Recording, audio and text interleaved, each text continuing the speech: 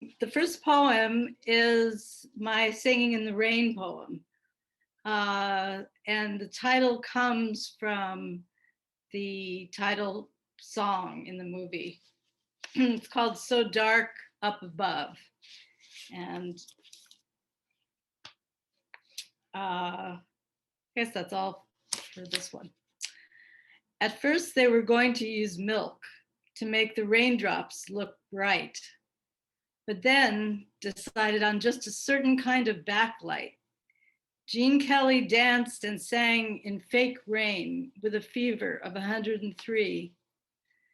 Did Hollywood form our dreams, or did our dreams form Hollywood? Right on the seam of silence and words, which is how all speech begets anyway. In this desert, garden blowers throw leaves into the air like disembodied hands, and the air is further perfumed with the cow dung lawns require to attain that gimlet green which would never naturally flourish in Beverly Hills or Bel Air. And every day, Jean and Debbie heard the crows, slowly, more each year, out calling every other bird, like an early warning system of some as yet unknowable disaster. At night, from the palms, they could hear the deep fathom sound of two owls, one voice pitched slightly higher than the other, the round vowels coming through their windows over and over, as if repeating an elegant equation. The trees, so dry, so thirsty, they raise their arms in supplication. So let it rain milk. Let my mother step back through the curtain and dance with me again on the kitchen stage. Let her lead me into that shape we made, and let me hear the mixed clacking of our feet, her energy shivering like a divining rod when it finds water as she guides me into the right steps.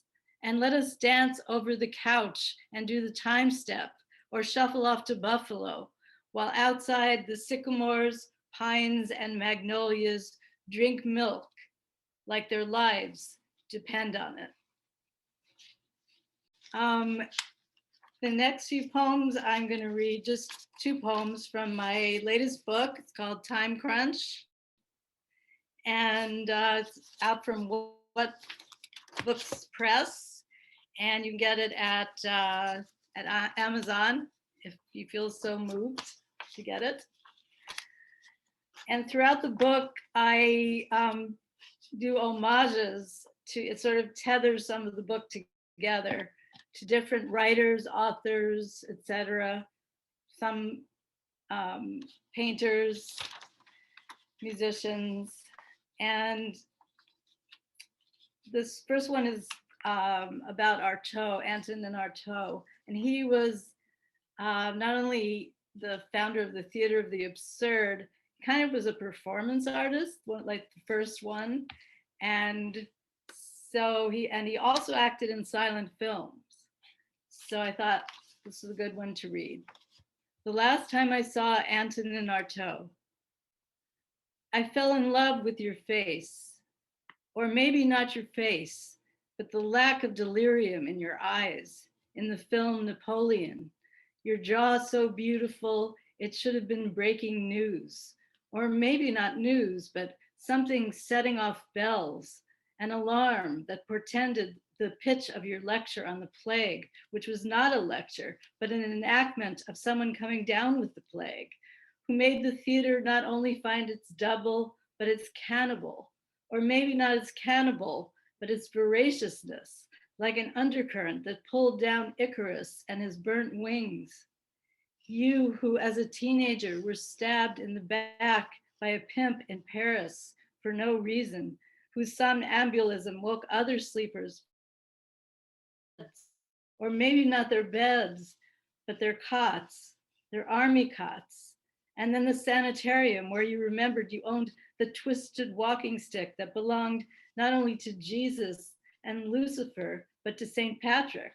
And you tried to return it to Ireland, where you were put in a straitjacket, or maybe not a straitjacket, but a closer fitting suit, a bespoke suit, or maybe a costume you'd wear for the rest of your life while you dragged the sun and litmus paper moon on stage, both visible in the same hour, or maybe not an hour, but an intermittent infinity found in the soft spot of your madness, your godless mouth full with scatological oaths and screams, the hissing of snakes and glossolalia after the camera flickered over your skin, shimmering as you played Marat. Or maybe not your skin, but a fiery field from which you can't escape, or maybe not escape, but enter the room where you died, sitting at the foot of the bed, holding your shoe. The last time I saw Janis Joplin, just say yes to drugs. Come on, take it for pain, insomnia, heartbreak. Take your pick with their I am sick, sick, and so very well, too well, washed down with Jack to molder or lodge in your liver.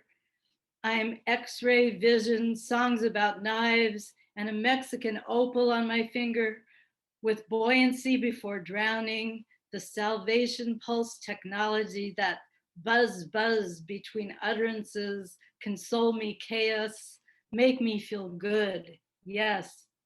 Without them, I'm a bad translation of the Bhagavad Gita, a quantum cup of joe that stings like speed shot in your vein, a wound zipped shut so tight the blood root must suffer its unholy itch. If only I could disguise myself as summer. Never, never, never. Its hot, gleaming boulevards stretched out like muscle men, those roller coaster sunsets with their pawnbroker silvers and golds, and half naked adolescent dawns. Just say yes. Take another little piece. Fondle the red oblong queen. Hum the oval blues, baby blues. The yellow, I'm so lonesome for you, my quarry, my ghost girl. And this is describing our constant meanwhile. I didn't know I loved the fact that we have no streetlights, so I can better see the stars struggling to constellate through this smoky air. I didn't know I loved going to get my teeth cleaned because at least I got out of the house. It was a destination when there are so few now, and the elevator coming to meet me like an old acquaintance with that satisfying bell that ends waiting because there's so much more of it now. When it ends, it feels like Godot has finally entered from off stage. Thank you.